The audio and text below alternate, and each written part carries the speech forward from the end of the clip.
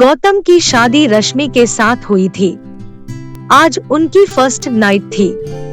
फूलों से सजे बिस्तर पर बैठी रश्मि बहुत ही खूबसूरत लग रही थी। गौतम उसके पास गया और बिस्तर पर बैठ गया। उसने रश्मि के हाथों को अपने हाथों में थाम लिया।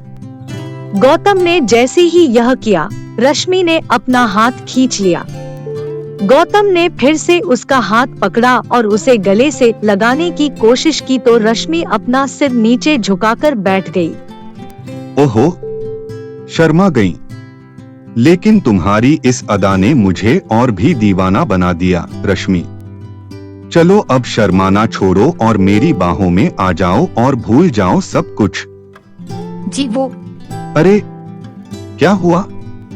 खुलकर बोलो जो बोलना है। गौतम के अनुरोध पर रश्मि ने जो कहा वो उसे बहुत अटपटा लगा। ये कैसी मन्नत मांगी है तुमने? सुहागरात का इंतजार तो सबको होता है। जी होता तो है, लेकिन मैंने शादी के पहले ही आपकी लंबी उम्र और हम दोनों का प्रेम खूब बढ़े, इसके लिए ये मन्नत मांगी थी। मन्नत मांगते वक्त ये कहा था कि शादी के 1 महीने बाद ही मैं अपने पति के साथ खुलकर प्रेम करूंगी। 1 महीने तक हम रहेंगे तो इसी कमरे में, लेकिन एक दूसरे को स्पर्श नहीं करेंगे। चलो अब तुमने मन्नत मांगी है और वो भी मेरी लंबी उम्र और आपस के प्रेम के लिए, तो मैं तुम्हारी बात का मान रखूंगा। दोनों की शादी को 3 दिन हो गए थे। गौतम कैलेंडर में दिन ही गिन रहा था। एक सुबह जब गौतम शेविंग कर रहा था, तभी दरवाजे पर दस्तक हुई। रश्मि दूध वाला होगा, जरा दूध ले लो। रश्मि ने दरवाजा खोला। दरवाजे पर दूध वाला ही था। रश्मि ने दूध का बर्तन दूध वाले के आगे इस तरह रखा कि उसका हाथ दूध वाले के हाथ से सट गया। दूध वाले ने अपना हाथ हटाना चाहा तो रश्मि ने जानबूझकर उसके हाथ से अपना हाथ रगड़ना शुरू कर दिया। दूध वाला मन ही मन में सोचता है, अरे मालकिन ये क्या कर रही है? 3 दिन पहले ही तो इनकी शादी हुई है। क्या हुआ भैया, क्या सोचने लगे? कुछ नहीं मालकिन। ये कहकर वो हड़बड़ाकर वहाँ से जाने लगा तो रश्मि ने उसे देखकर अपनी एक आंख दबा दी। रश्मि की इस हरकत से उसे जोर का झटका लगा और वो पूरे रास्ते यही सोचता गया कि गौतम जी की शादी गलत लड़की से हो गई है। बताओ, 2 दिन हुए शादी को और वो पराये मर्द को ना सिर्फ छू रही हैं, बल्कि आंख भी मार रही है। छी छी, घोर कलयुग आ गया है। एक दिन जब गौतम ऑफिस गया हुआ था तो कपड़े लेने के लिए धोबी उनके घर आया। मालकिन, आपने कपड़े निकाल कर रखे हैं ना? कपड़े निकाल कर? रश्मि ने ये बात इस अंदाज में कही कि धोबी रमनलाल झेप गया। धोबी जब कपड़े लेकर जाने लगा तो रश्मि ने उसे देखकर भी आंख मार दी। रमनलाल के जहन में भी वही सब चलने लगा जो दूध वाले पंकज के जहन में चल रहा था। रश्मि का ये बर्ताव धीरे धीरे मोहल्ले वालों के बीच चर्चा का विषय बन गया था। एक दिन जब गौतम ऑफिस से घर लौटा तो सोसाइटी के गेट पर खड़े गार्ड ने उससे कहा, राम राम साहब। राम राम भाई, राम राम जी। साहब, वो मुझे आपसे कुछ कहना था। तुम्हें फिर से पैसा चाहिए? अरे नहीं साहब, कुछ और बात है। उसके बाद गार्ड ने गौतम से जो कहा उसे सुनकर गौतम का पारा 7वें आसमान पर पहुंच गया। तुम पागल तो नहीं हो गए या होश खो दिए अपने? तुम्हें पता भी है तुम मेरी पत्नी के बारे में क्या कह रहे हो? साहब, मैं झूठ नहीं बोल रहा हूँ। आप जब ऑफिस चले जाते हैं तो मेम साहब हर दिन मुझे बुलाती है। कभी मेरा हाथ पकड़ती है और कभी आंख मारती है। देखो, तुम बर्दाश्त की सीमा मत लांघो, नहीं तो तुम्हारी शिकायत में सोसाइटी में कर दूंगा। तुम्हारी नौकरी चली जाएगी। यह कहकर गौतम वहां से निकल गया। लेकिन कुछ दिनों बाद जब दूध वाले और धोबी ने यही बात गौतम से कही तो वह सोचने पर मजबूर हो गया। ये सब लोग रश्मि के बारे में ऐसी बातें क्यों कर रहे हैं? मुझे तो कहा कि उसने मन्नत मांगी है, मुझे छूने तक से मना कर दिया और गैर मर्दों को वो आंखें मार रही है। मेरी गैरहाजिरी में उन्हें घर बुला रही है। नहीं नहीं, ऐसा नहीं हो सकता है। लोग झूठ बोल रहे हैं। लेकिन सभी लोग झूठ क्यों बोलेंगे? क्या करूं मैं? रश्मि से बात करूं क्या? नहीं नहीं, उसे बुरा लग गया तो।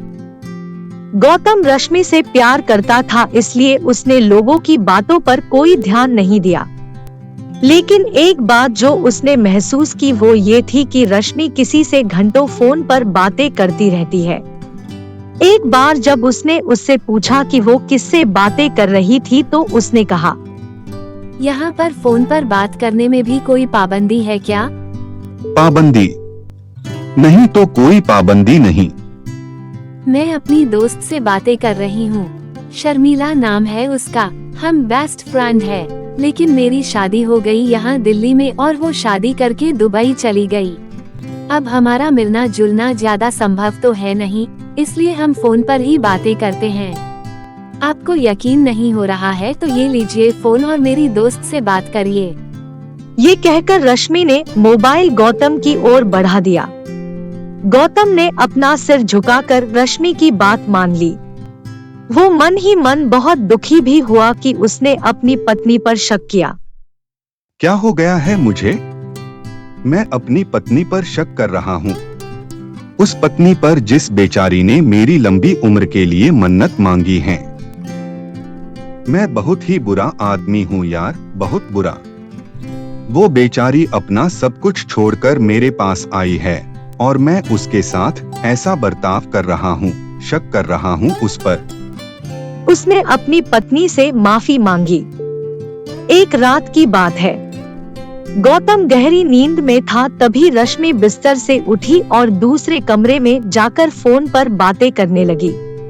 निरंजन, मैं अपनी हरकतों से पूरी कोशिश कर रही हूँ कि मेरा पति गौतम मुझे छोड़ दे, लेकिन वो तो जोंक की तरह चिपक गया है मुझसे।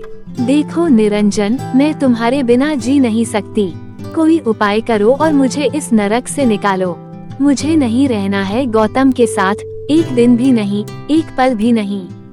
रश्मि को ये बात पता नहीं थी कि उस दिन उसकी सारी बातें गौतम ने सुन ली है। जब वो अपनी बात खत्म करके बिस्तर पर पहुंची तो गौतम जगा हुआ था। अरे, आप सोए नहीं?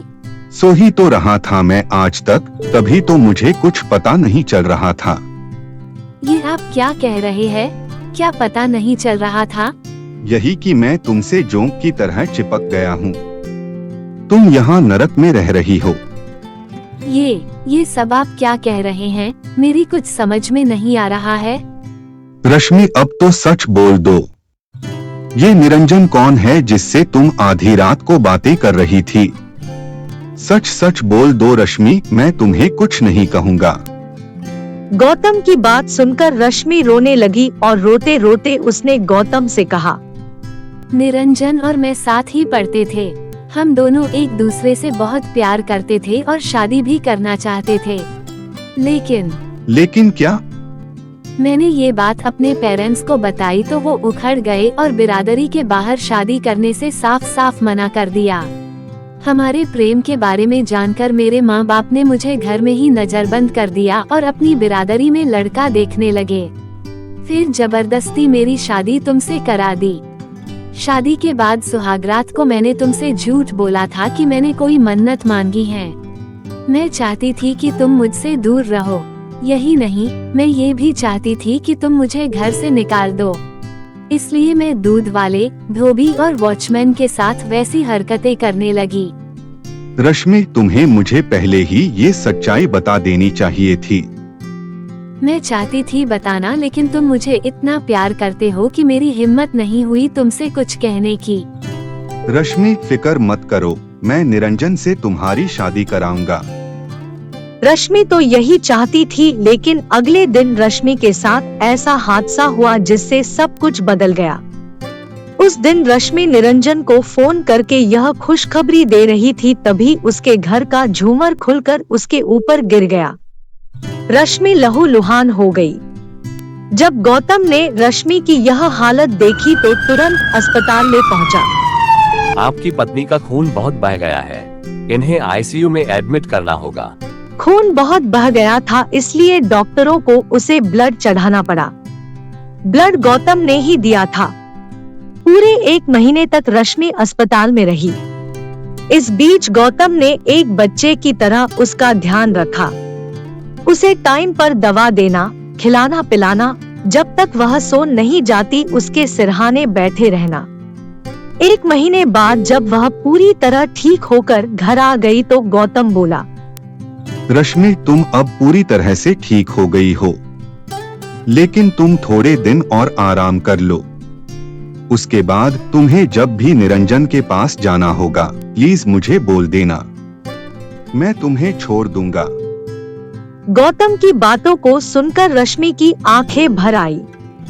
गौतम, तुम मुझे छोड़ दोगे किसी गैर मर्द के पास? गैर? निरंजन से तो तुम प्यार करती हो। प्यार करती थी, वो मेरा पास्ट है और तुम मेरा फ्यूचर। 7 फेरे लिए हैं मैंने तुम्हारे साथ। मैं मानती हूँ कि मुझसे गलती हुई है, लेकिन मैं दावे के साथ कह सकती हूँ कि तुमसे ज्यादा प्यार मुझे कोई नहीं कर सकता। Gautam, I love you, Gautam, I really love you। मेरी गलती के लिए मुझे माफ कर दो और मेरे गले लग जाओ। गौतम रश्मि से बहुत प्यार करता था। जो प्यार करते हैं वो दूसरे की गलती को दिल से नहीं लगाते बल्कि माफ कर देते हैं। गौतम ने रश्मि को माफ कर दिया और दोनों ने नए सिरे से अपना जीवन जीना शुरू कर दिया। वीडियो को लाइक करें और ऐसी ही मजेदार कहानियाँ सुनने के लिए चैनल को सब्सक्राइब करें। धन्यवाद।